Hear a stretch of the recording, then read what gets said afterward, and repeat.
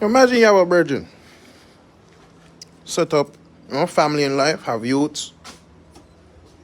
Actually, a lot of youths. Well, not a lot, but more than your average 1.5 kid, right?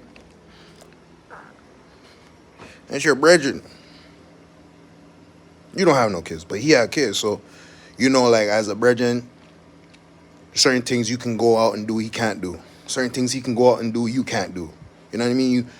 You guys try and work, make moves, maybe even collaborate. But at the end of the day, his 24 is different from your 24. Because you only have to worry about you. He has to worry about youths. But then on the opposite side, when you lonely and you got to try and find a girl or try whatever, there's always someone to bust jokes with, kids and such, baby mother, whatever the case may be. So it's a dynamic that's pretty interesting. Pros and cons to one person could be cons and pros to another. Meaning, I, as the person without kids, I can't let the brethren use the kid and the idea of kids for me not to move forward in my life.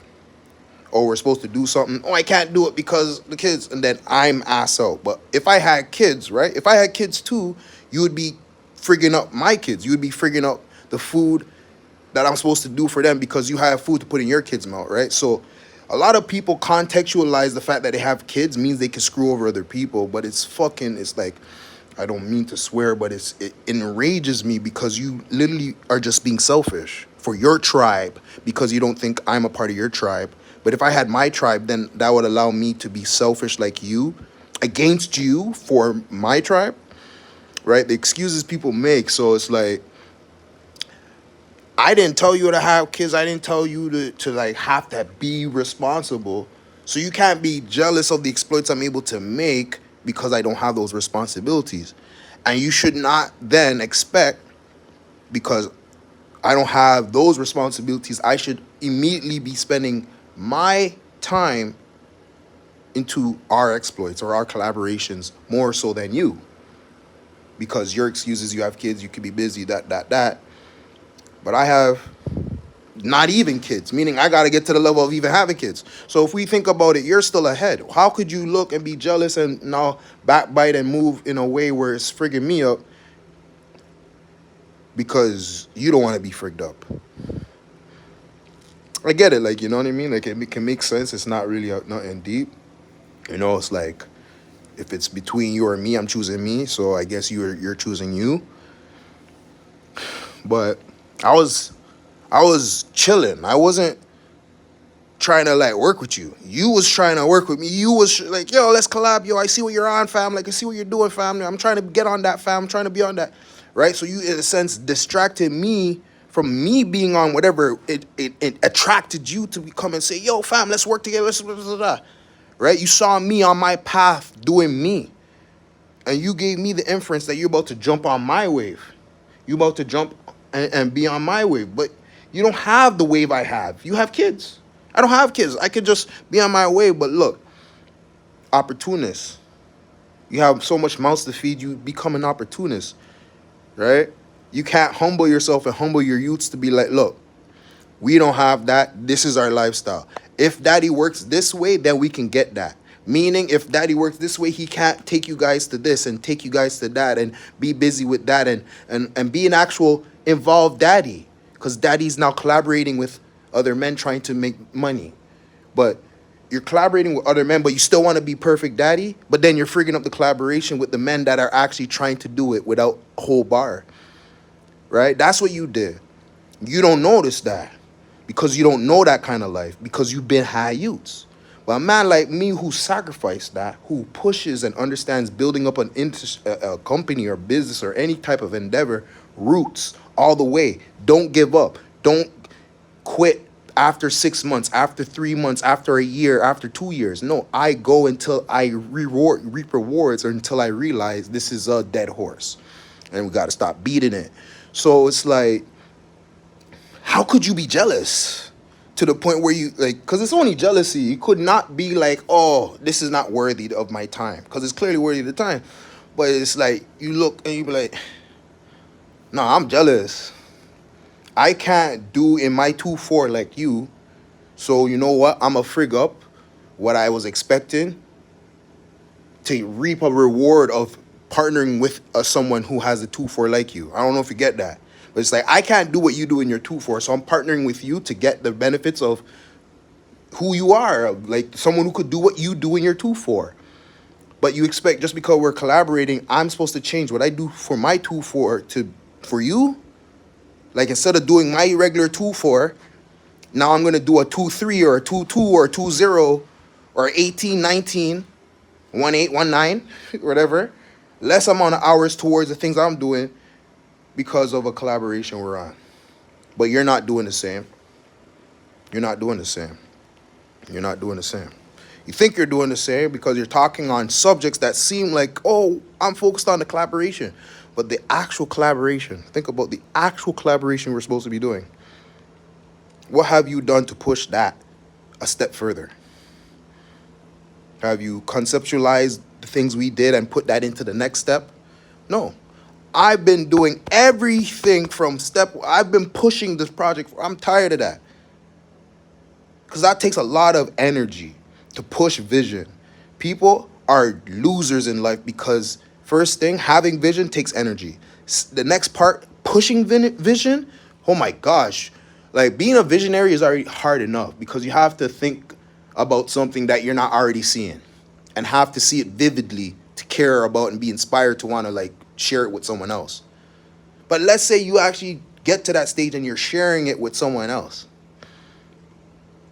Normally, a lot of people just have a system where they can, get practical and pragmatic about that vision. But not me. If I have a vision, I don't have no big team. I did have a team at some time, but we're not getting into that. I have to build it myself. I have to do it myself. I have to push and create change and literally make things happen myself. So when I'm doing that in a collaboration, it feels like, why am I doing the collaboration? I could do this by myself. If I'm collaborating and I feel like I'm putting in the same kind of work like if I'm doing an endeavor by myself, which I'm already doing, I just released my whole project, the reset and all these things I'm doing, I don't want to feel the same way about a collaboration. And then, worse, you're still flopping on the things you said you was going to do, on the financial things you said you were going to hold true to. And then you want to turn up at me because you're getting sidetracked and speaking about new endeavors and new potential collaborations that you have not put in the 10,000 hours to even be worthy of collaborating with someone like myself who has. So we're brethrens, but we're collaborating in the realms that make sense for us to collaborate in. Like, why are we going to collaborate in a realm where I don't see lucrative anything coming from it? And it would require investment from me to do so. Clearly, we're speaking about music. If I'm going to now have to invest in making this happen, folks think just because I give them a price that's what they're paying for. What if it's more? What if it's actually way more and I'm giving you a discount? And you ask what the price is and I told you that. What if the discount I'm giving you has already been discounted? What if no one has actually paid me my actual rates? Ever. Because industry standard rates have been way more. The labels pay me when I got my actual placements, industry level, and they still undercutted me, the labels and the artists and the situations where I got paid. And it was way more than any of my personal clients have ever paid me. So no person could ever think that they've paid me. Like a photographer, you pay for a photographer to, like, you go to the photographer's studio, you book the time, and you get the photos. Do you think they're your photos? See, folks don't understand the pay for hire thing. Just because you pay me and you hire me, that doesn't mean automatically the work's yours. Did we even sign? No one has ever presented me a contract to sign over the work that I've recorded for them. Every session I've ever had in my life, I still own them. That's why I don't delete my hard drives. People are like, oh, certain engineers get salty and want to delete. Why would you delete your actual work? Work you sat there. I don't care whose voice is on the mic. It's my work. I press record. It's my equipment. I'm dealing with the studio. I'm paying for the studio time. Yeah, you paid me, but you don't even know what you pay me for. What did you pay me for? Please, I want someone to tell me what they pay me for, what we discussed. What is written down that you paid me for? Did you get a receipt? How many people work with me and get receipts? we've been doing a lot of under the table business, and y'all think you own things you have. Like, I'm gonna be honest, like the city, my city is not a city that's professional. So it's not like LA where like the average person's in the music industry and da da da. This is Toronto. So we've been doing a lot of under the table business. The majority of the people I've helped. So I've helped you. Do you think I would have just helped you without the concept? Let's get back to the example of the photographer though. Hire them. They take the photos. You have to get us another contract or some type of agreement written out saying that I can use these photos. I could drop them online, I could whatever. But now if you want to like put them on your shirt and sell it as merch, you got to come back to that same photographer and get an actual license to sell for commercial use. And he still owns all the original copies. Oh, you pay for the rental time of the studio. Okay, cool. Where is that in writing? Where is that contractually that you were the person producing this entire shoot? And that's pay for hire for the photographer to be there.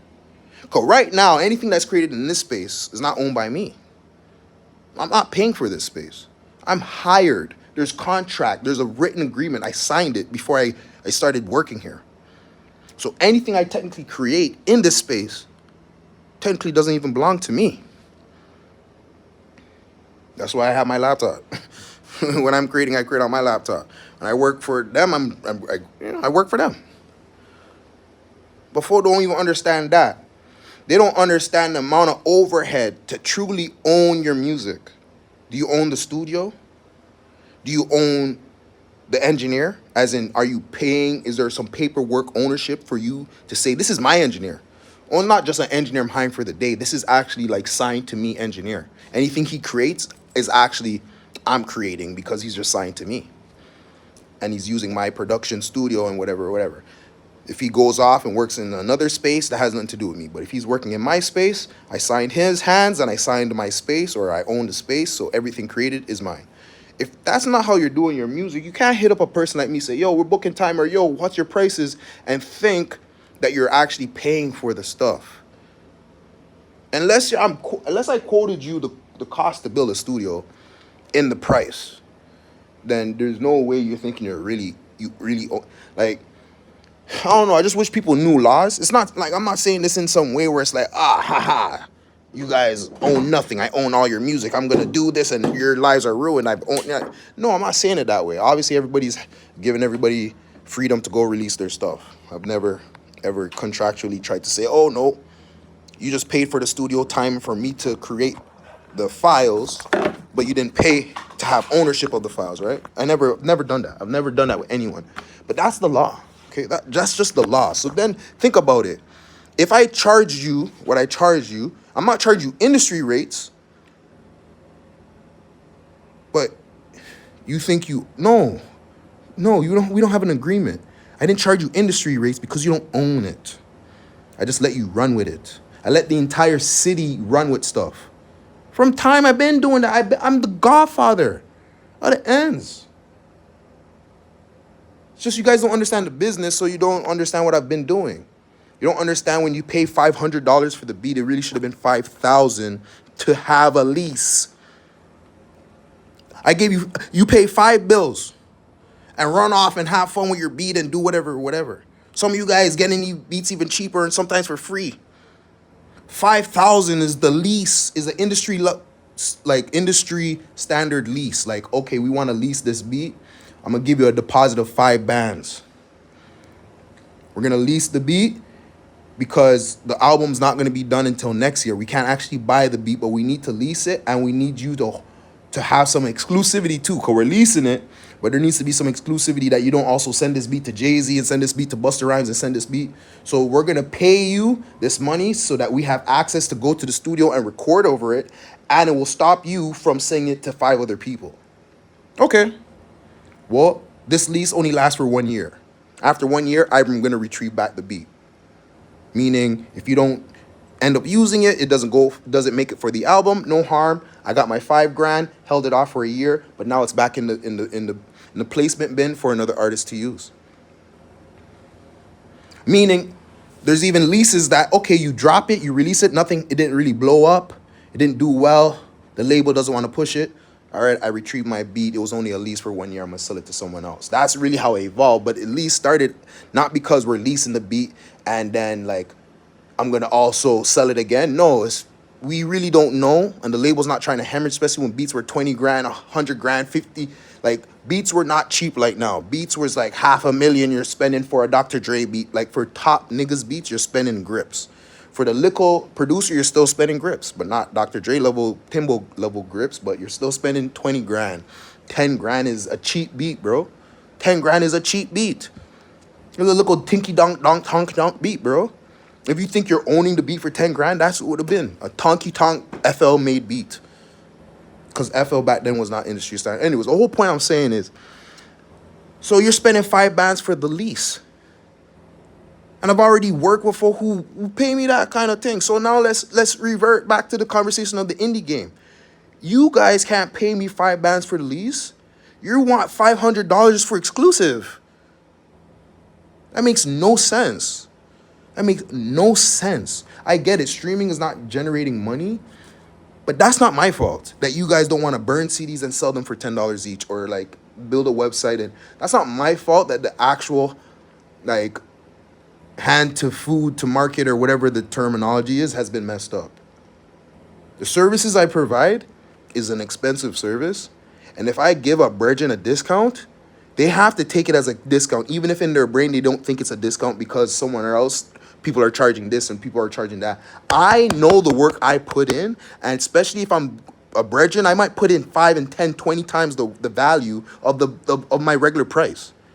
That really bothered me because that's actually where all of this, like, this video is I don't want to call it personal, but this video is off of an energy that needs to be reckoned with and dealt with. That's why all these nuances is being explained, because folks think 5,000 expensive when 5,000 is cheap. 5,000 is nothing called exclusive. 5,000 is for leases. Much less. And I charged them like 1,500, like 1,200 or something like that. It was like something look like compared to real industry prices, because you know what? I knew what I was about to invest in my Bredin in terms of time.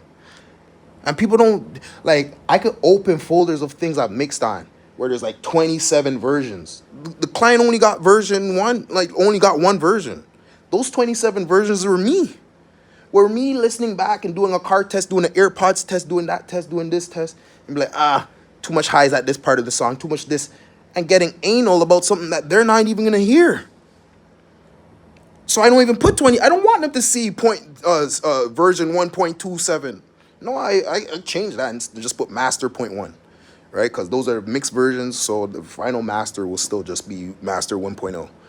This is just my filing system for me. And then if they're like, oh, can you change this? Okay, now I got to make a version 28. To them, they think it's version number 2. They think like, okay, I spent 4 hours mixing it and I'm just chilling, waste. No, I spent an hour today, and then tomorrow I spent 15 minutes and then another hour. Like these mixes, when I'm mixing something and the project, I'm like, it's in my head. I'm always cooking on it. I'm like, okay, but maybe I did too much limiting and I didn't EQ to write this on that drum. So now it's like I'm always medsing it. I'm like, can you know when I open back the session, I'm gonna listen again, maybe the drums is it. I'm always medsing it. My own mixes too, while I'm also medsing it in my head. Like I don't even open the computer. I'm just medsing mixes in my head a lot of time. I just meds it, like literally thinking about a formula, calculation, an equation. You don't always go to the board and just be like, writing on the board. No, you meds, you're like thinking about it. Okay, and then when okay, let me try that. Then I'll open the laptop and I'll do it. I don't need to sit on the laptop for hours and no, I could just probably play the mix over and over and just meds it like I'm chilling and smoke a split. Anyway, all that to say, there's so much bothering me when it comes to that complex of the fact that I'm supposed to be at an age now where I'm supposed to be helping all my Bredins. But the first set of Bredins didn't understand the help I was trying to set for them. It's like, it's pissing me off. So I realized, okay, I ain't helping nobody no more. Like I'll provide services for folks who pay, but my prices is expensive and I don't care to make them cheap for anyone, not even for Bredins. I don't know. Maybe I'm just saying that because I'm in a mood. I'm in a mood still. I'm kind of in a pissed off mood. So maybe this whole video is an ignoring thing. Ignore it. Yo, just ignore this video, y'all. Yeah, ignore it.